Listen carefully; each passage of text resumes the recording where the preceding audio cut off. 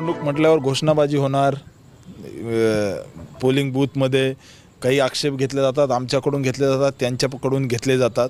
परंतु निवडणूक अतिशय उत्साहाने इथली जनता लढली आणि मला विश्वास आहे की या निवडणुकीमध्ये सोलापूरकरांनी मोठा विजय मोदीजींना देतील आणि एक चांगल्या मताधिक्याने आम्ही विजयी होऊ, हा मला विश्वास आहे. भाऊ, निवडणूक प्रक्रिया पार पडल्यानंतर काँग्रेसच्या वतीने जल्लोष करण्यात आला.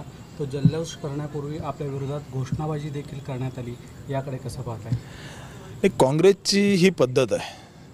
2014ला जेव्हा मतदान झालं त्यावेळेस या ठिकाणी नई जिंदगी भाग असेल, या ठिकाणी सोलापूरमधला शास्त्रीनगर असेल, इथं फटाके वाजले होते की शिंदेसाहेब जिंकून येतील, परंतु शिंदेसाहेबाचा पराभव झाला. आता जसे फटाके वाजले, जसा जल्लोष केला तसाच जल्लोष त्यांनी 2014ला केला होता, त्यावेळेस बी शिंदेसाहेब पडले.